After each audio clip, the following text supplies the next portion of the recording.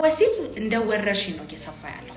ምክንያቱም ምንድነው ወንዶችን አንደርስታንድ ማድረግ ስላቃተ ተናገሩም አልተናገሩም በጣም የጭንቀት ሙድ ውስጥ ናቸው ያሉት ኤቭሪ ታይም ማለት ነው። ወንዶች መጨነቅ ይችላሉ፣ ማዘን ይችላሉ፣ መከፋት ይችላሉ፣ በሆነ ነገር መረበሽ ይችላሉ የሚባል ነገርን ማመን ስለማንችል ወንዶች ያለባቸውን ችግሮች ለጓደኞቻቸው፣ ለሚስቶቻቸውና ለሌሎች የቤተሰብ አካላት ከመናገር ይልቅ ጠንካራ ለመምሰል የሆነ ነገር ጨነቀኝ ብሎ ከመናገር ይልቅ ምን ያደርጋሉ? በማይሆን መንገዶች ያንን ጭንቀት ለማስተካከል ይሞክራሉ። ከዛ በኋላ አካላዊም ሆነ ስነ ልቦናዊ የሆኑ ስንፈተ ወሲቦች ይዘው ይመጣሉ ማለት። በሴጋ ሱስ ውስጥ መጠመድ ይጀምራሉ። በአደንዛዥ እጽ ሱስ ውስጥ መጠመድ ይጀምራሉ። መጠጥን መደበቂያ ያደርጋሉ። ጫትን መቃም ይጀምራሉ። ሆርሞን ያዛባሉ። ደም ስር ያበላሻሉ።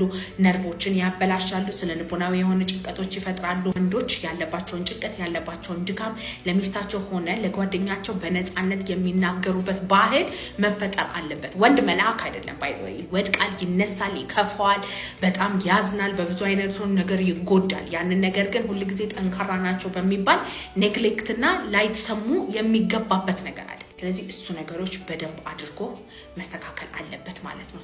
በእንደዚህ አይነት ስትረስ ማኔጅመንት ውስጥ ገብታችሁ አካላዊም ሆነ ስለልቦናዊ የሆነ አይነት ስንፈተ ወሲብ ያለባችሁ ከሆነ የብልት አለመቆም ችግር፣ ቶሎ መጨረስ፣ የፍላጎት ማነስ፣ ለሁለተኛ ዙር ዝግጁነት ማጣት፣ ማንኛውም አይነት ነገር እያጋጠማችሁ ከሆነ በሬ ሁሉ ጊዜ ክፍት ነው። ባዮ ላይ ባስቀመጥኩት ስልክ ቁጥር ከጧት 3 ሰዓት እስከ 12 ሰዓት ድረስ በመደወል በአካል ለመምጣት ቀጠሮ ማስያዝ ትችላላችሁ።